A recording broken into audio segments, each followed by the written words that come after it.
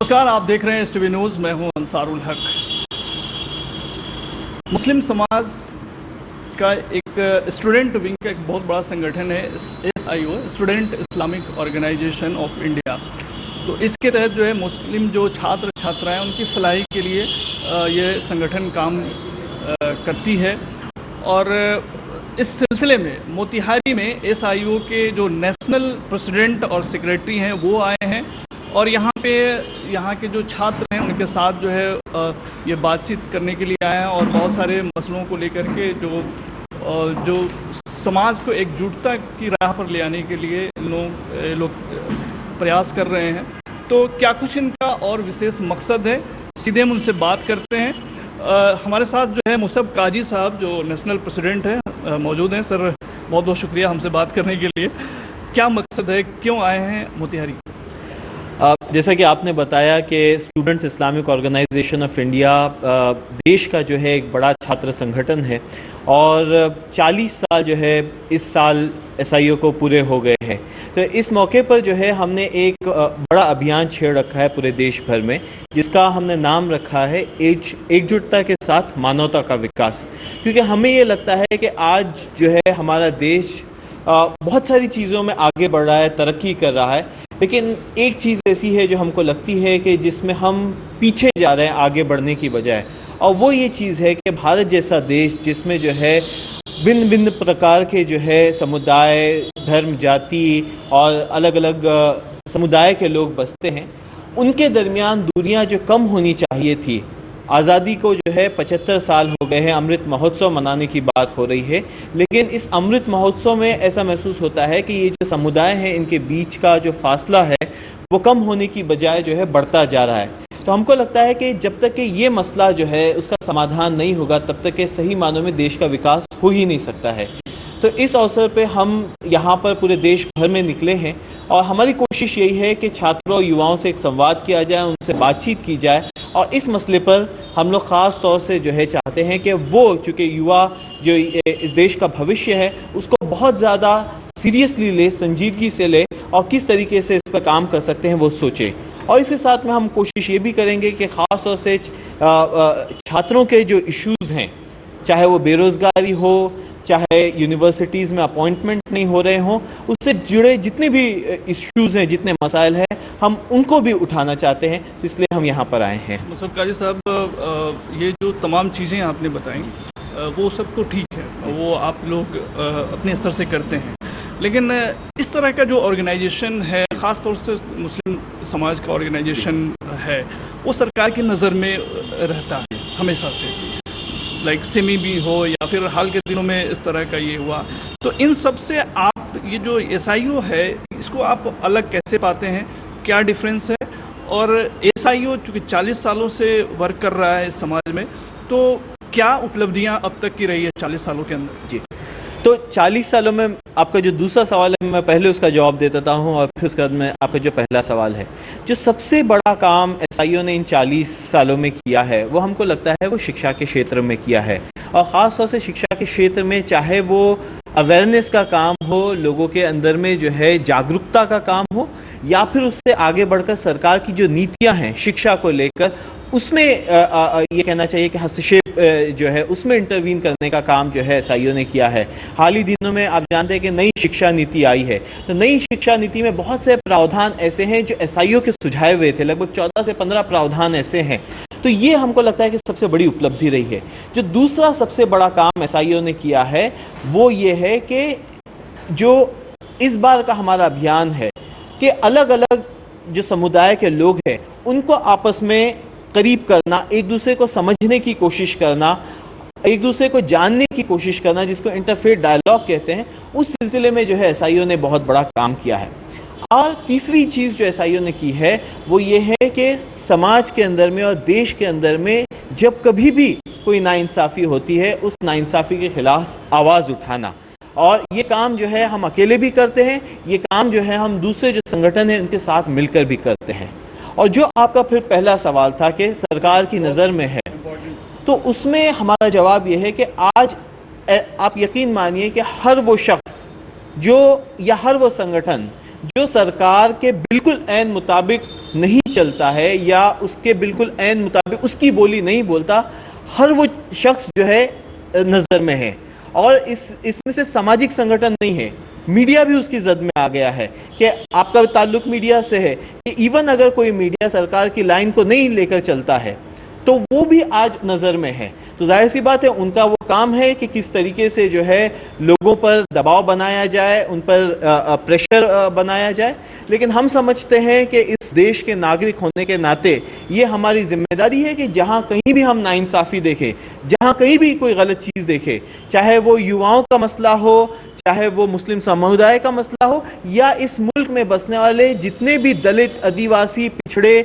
जितने भी वर्ग हैं उनका मसला है, हम उस पर हमेशा से बात करते रहें और बात करने से आगे बढ़कर जो है हम उस पर एक्टिवली काम करते रहें। तो वो हम पहले भी करते रहें और आगे भी करते रहेंगे। हमारे साथ SIU से जुड़े एक और महत्वपूर्ण शख्सियत सलमान साहब जो है, आप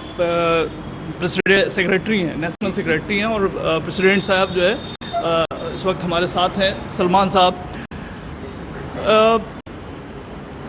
मुस्लिम समाज में सच्चर कमेटी की अगर रिपोर्ट देखें तो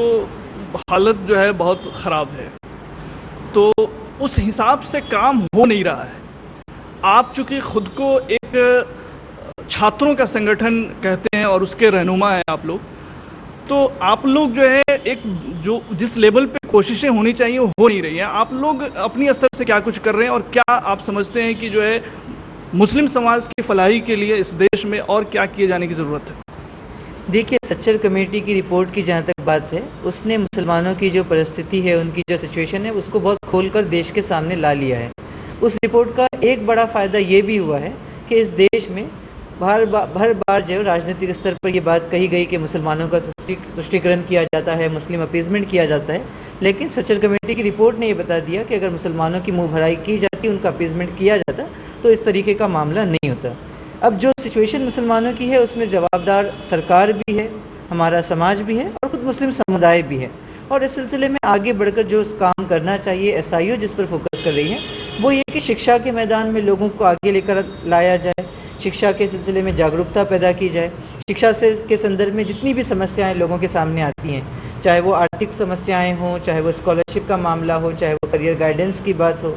चाहे वो दूसरे किसी किस्म के सपोर्ट प्रोवाइड करने की बात हो, हम उस स्तर पर भी काम करते हैं। उससे आगे बढ़कर हम ये समझते हैं कि शिक्षा के साथ साथ आर्थिक तौर पर भी लोगों को मजबूत किया जाए। तो एंटरप्रेन्योरशिप को प्रमोट करना, कारोबार को प्रमोट करना, लोगों को इकोनॉमिकली एम्पावर करना, ये भी हमारे काम का एक इम्पॉर्टेंट हिस्सा है। और इसी के साथ साथ हम ये समझते हैं कि कोई भी समाज की तब्दीली के लिए ये भी बहुत इंपॉर्टेंट है कि उसको मोरली भी उठाया जाए। महज आप मटेरियलिस्टिक पॉइंट ऑफ व्यू से उसको अपलिफ्ट कर दें, लेकिन मोरली वो समाज करप्ट रहे, वो पीछे रहे, तब वो समाज तरक्की नहीं कर सकता। तो हम इंसानों के सिलसिले में, मुस्लिम समुदाय के सिलसिले में भी और तमाम ही समुदाय के लोगों के सिलसिले में इस बात का प्रयत्न करते हैं कि उनको शिक्षा के मैदान में भी आगे लेकर जाएं, आर्थिक तौर पर भी लोगों को मजबूत किया जाए, जो सामाजिक न्याय की लड़ाई है उसको भी आगे लेकर हम आगे बढ़ें और उससे आगे बढ़ के लोगों के अंदर नैतिकता और जो है अच्छे विचार पैदा करें। ये हमारा मेन उद्देश्य है। एक और सवाल जो है प्रेसिडेंट साहब, हम आपसे जानना चाहेंगे कि अक्सर जो खबरें आती हैं कि रेडिकलाइजेशन को लेकर के, जो मुस्लिम समाज के बच्चों को लेकर, ये खबरें जो है बहुत मीडिया की पसंदीदा खबर बनती है। तो इस पर आप लोग किस तरह से वर्क करते हैं कि इस मुल्क के जो लोग हैं या जो अल्पसंख्यक भी है या फिर मुस्लिम समुदाय से भी आता है, तो वो भी उतना ही हक रखता है और उसको भी उतना ही देश प्रेम रखना चाहिए? असल में इसमें मसला यही है कि ये कहना चाहिए कि अक्सर ये होता है कि किसी भी जो है कम्युनिटी के जायज़ जो डिमांड्स है या उनकी ये कहना चाहिए कि जायज़ ग्रीवेंसेस हैं, अक्सर उसको डिस्क्रेडिट करने के लिए जो है रेडिकलाइजेशन का और इस तरह की चीज़ों का जो है एक हवा उठाया जाता है कि अगर आप उस चीज़ को रेडिकलाइजेशन का नाम दे दें, लोग अगर नाइंसाफ़ी की बात कर रहे हैं, अन्याय की बात कर रहे हैं और अगर उसमें वो जो है अपना अधिकार मांगते हैं, तो उसको कहीं ना कहीं जो है रेडिकलाइजेशन का ये कहना चाहिए कि नाम दिया जाता है। और लेकिन सच्ची बात तो यह है, हकीकत तो यह है कि मुस्लिम समुदाय या मुस्लिम युवा उतना ही रेडिकलाइज है जितना कि किसी और समुदाय के लोग रेडिकलाइज हैं, ना उससे कोई ज़्यादा है ना उससे कम है। तो ऐसे में हमको ये लगता है कि ये जो है एक इल्ज़ाम है जो कहीं ना कहीं लगाया जाता है। अब इसके अंदर में एसआईओ का रोल क्या है? इसमें एसआईओ का रोल ये है कि एसआईओ चाहती है कि सिर्फ मुस्लिम छात्र ही नहीं बल्कि सभी छात्रों और युवाओं को जो है कंस्ट्रक्टिव अंदाज में जो है समाज के अंदर में कंट्रीब्यूट करने के लिए आमादा किया जाए। तो हमारी जो पूरी कोशिशें हैं और जो हमारा पूरा काम है वो इसी चीज़ पे बेस करता है, और उसका एक लाजमी नतीजा ये होता है कि स्टूडेंट्स जो है अगर वो कंस्ट्रक्टिव अंदाज में जो है समाज में कंट्रीब्यूट कर सकते हैं तो वो जो है ऑब्वियसली रेडिकलाइजेशन की तरफ नहीं जा पाते हैं। तो हम ये काम तो कर रहे हैं, और लेकिन हमारी एक्सपेक्टेशन ये है कि बाकी का जो समाज है वो भी इस चीज़ की अहमियत को समझे कि वो अपने अंदर में रेडिकलाइजेशन को पनपने ना दे। और उसका तरीका यही होता है कि एक तो ये कि जो नफ़रत का माहौल है, जो नफ़रत की फ़िज़ा जो है इस मुल्क में पैदा की जा रही है, राजनीतिक स्तर पर भी और सामाजिक स्तर पर भी, किस तरीके से जो है हम उसको कम कर सकते हैं, आपस की दूरियों को किस तरीके से पाट सकते हैं, उस चीज़ के लिए काम किया जाए, एक टेबल पर बैठा जाए। जो कोई भी मतभेद है, मतभेद हो सकता है, मनभेद नहीं होना चाहिए, तो उन मतभेद को लेकर बात की जाए, मतभेद जो है आपस का जो है वो उसको दूर किया जाए। और जहाँ तक रेडिकलाइजेशन का मुद्दा है, अगर हम इन चीज़ों पर फोकस करेंगे तो वो मुद्दा बाकी नहीं रहेगा। आखिरी सवाल, सरकार से क्या एक्सपेक्टेशन रखते हैं आप? जी, हमारी सरकार से जो है एक्सपेक्टेशन सबसे बड़ी ये है कि वो लोगों को सुने, ख़ासतौर से छात्रों को और युवाओं को सुने। आज जो है हम देखते हैं कि इस मुल्क का जो है युवा बहुत ज़्यादा एंग्जाइटी का शिकार है। ख़ासतौर से अगर हम नॉर्थ इंडिया की बात करें तो यहाँ पर अनएम्प्लॉयमेंट का जो है एक बहुत बड़ा मसला है, और ऐसा लगता है कि सरकार जो है उसको लेकर आंखें मूंद कर बैठी है। उसको लग रहा है कि ये कोई इशू रहा नहीं है, और हमको अक्सर जो है युवाओं का जो गुस्सा है वो देखने के लिए मिलता है सड़कों पर किसी न किसी हवाले से। तो हमको लगता है कि ये सबसे इम्पॉर्टेंट चीज़ है जिस पर सरकार ने ध्यान देना चाहिए। जो दूसरा जो ये है वो है नफ़रत का जो माहौल, जिसको सरकार ये कहना चाहिए कि बहुत ज़्यादा प्रोत्साहन दे रही है, वो चीज़ जो है बंद होना चाहिए। जो ख़ासतौर से मुस्लिम समुदाय को और मुस्लिमों के अलावा जो है ख़ासतौर से जो पिछड़ा समुदाय है, चाहे दलित हैं चाहे आदिवासी है, उनको जो टारगेट करने का काम किया जा रहा है, और उसके लिए जो प्रशासन को जो खुली छूट दी गई है, फौरी तौर पर जो है उसको हमको लगता है कि उन चीज़ों को बंद किया जाए और एक अमन व अमान की फ़िज़ा पूरे मुल्क में कायम की जाए। बहुत बहुत शुक्रिया मुसअब काजी साहब और सलमान साहब।